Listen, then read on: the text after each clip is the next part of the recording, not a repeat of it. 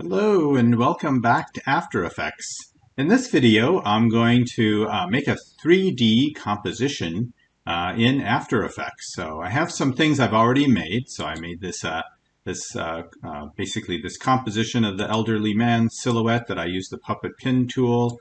I have my sun puppet that I made using the key tool and key effect. And notice that I created some animation with the tool just using rotation points on the arm and legs.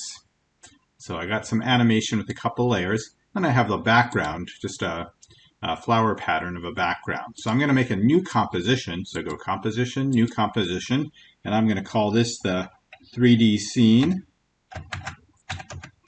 So I'm going to use some 3D effects. I'm going to make it my standard HD TV 1080 24 frames a second.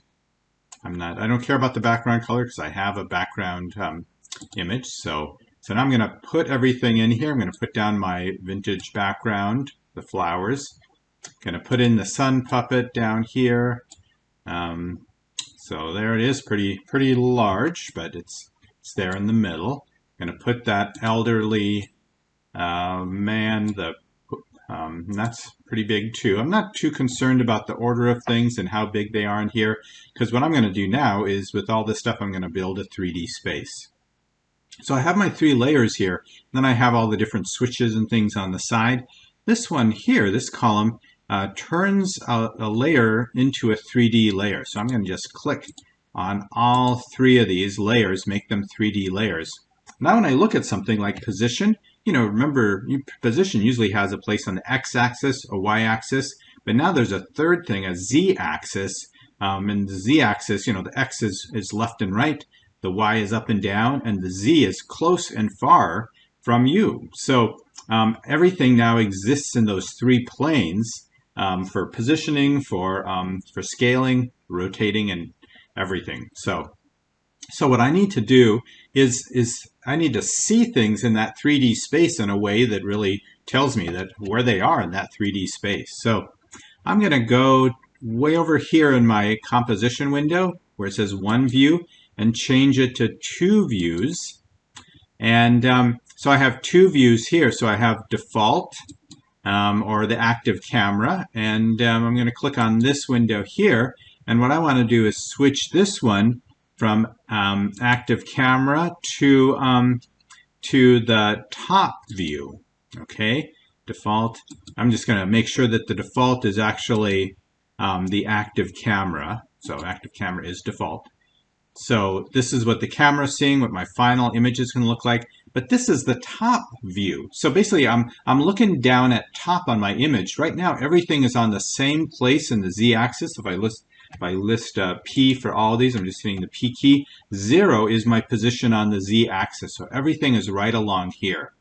But what I want to do is move the background back. So what I'm looking at the top here is like the background. Think of this as like a shoebox diorama. This is the back of the shoebox, far away from me, and this is close in at the bottom. This is like close in, like where the camera is. So I got the background layer clicked on. I can either go here to the z-axis, and I'm just going to move this around.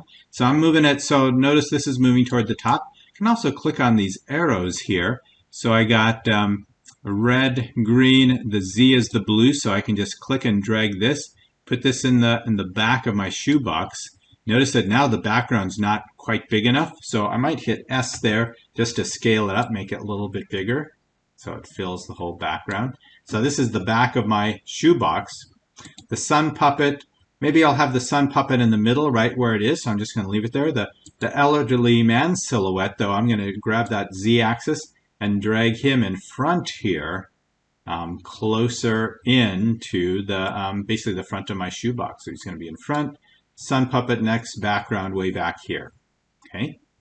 Now, because I have things set up in this 3D space, if I had a camera that I can move through here, I could kind of move it past the elderly man and then into the sun with the background behind it, and I can get a real feel that I'm of 3 dimensions with the camera moving through here.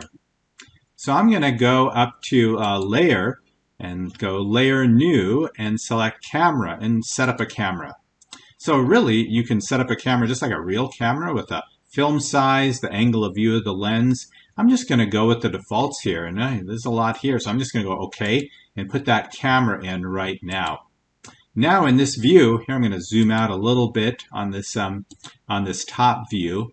You can kind of, let me see, right now it's 31%, so I'm going to get maybe down to 12%. So you can see this is kind of the view of the camera. I'm going to click P here because what I want to do is move my camera around. So my camera is way here, but notice what happens if I start moving my camera closer. I get closer into the person, into the sun. I can move it further back. What I'm doing is just dragging on this Z value just to move things out a little bit. And I can kind of see things going on here. Okay, so I'm zooming out. Once again with my background, maybe I'll even make it bigger so it fills up with the edges. Okay, so now what I can do is, because I have a camera set up here, I can even move things around. Maybe I'll move this guy a little bit over to the side on the x-axis. The sun puppet, I'm going to actually make it jump because it's I have it moving. So like right here is the top of its jump. So position, I'm just going to go on the y-axis here. And actually at this point, I'm going to click on the stopwatch to make it this position. See where my things start moving. And then the y-axis, so it's going to be down below. So I'm just dragging this value down like this so we see the eyes. I'm going to go up here. Now when it's starting to go down, maybe I'll just copy and paste this keyframe. So it's Controller Command C, Controller Command V, and then I'll move it a little bit forward when I want it to be at the bottom of its jump. And this is where it was at the beginning, this keyframe. So Controller Command C, Controller Command V. So it kind of jumps up and then back down, holds in the middle, and then back down. So I got my camera. It's going to start it here. Maybe I'll wait until the sun starts jumping up. I'm going to go in keyframe position of my camera, and then maybe have the camera zoom in and stop zooming right about here. So I'm going to go to the Z-axis of my camera and just start clicking and dragging to bring it in closer. Get it right. So it's kind of going past the silhouette guy and then coming to the sun. And there's the sun going down onto the background.